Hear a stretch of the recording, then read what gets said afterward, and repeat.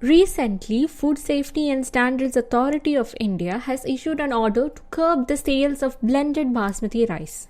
FSSAI members believe that any basmati rice packet having over 15% of non-basmati variety will be considered blended rice and not blended basmati rice. So what has happened is they wanted to have blended basmati rice, and this is a proposal that has been in the works since 2017.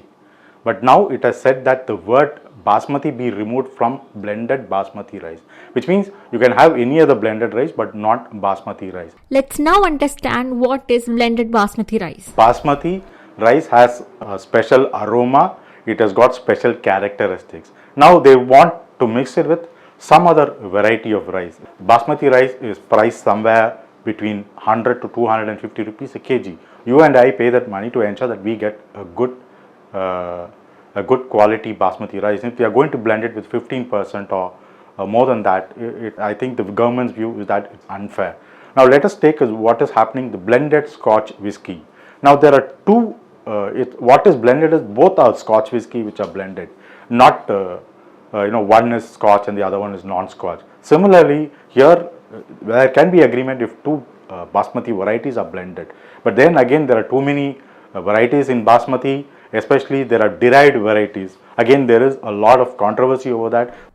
Experts say that quality, reputation and other characteristics of long grain rice should be protected.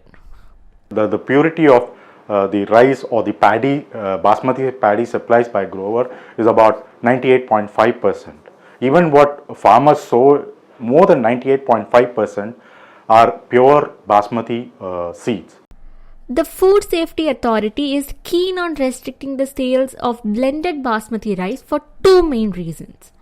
It will protect the purity of basmati rice and not allow any dilution, given that it has a GI tag. The TRIPS agreement does not allow basmati rice to be sold with more than 7% of other varieties mixed in it. The authority's move not only guarantees export of quality basmati rice, but also helps consumers here in India. Blended basmati is not being allowed either abroad or to be sold in the domestic market. So that is the per se, because FSSAI dictates what happens in the Indian market also. But that also will carry to the export market, where the APIDA or other agencies will ensure that this is not going to be mixed, or what you can say, blended basmati rice is not going to happen.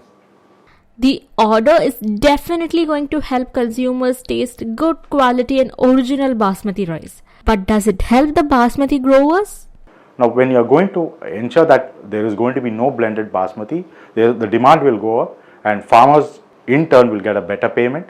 Overall, the FSSAI decision is in the interest of the consumers and farmers, and it will also protect the exclusivity of basmati rice in the global market. So there is a demand for basmati rice, there is a premium that it enjoys.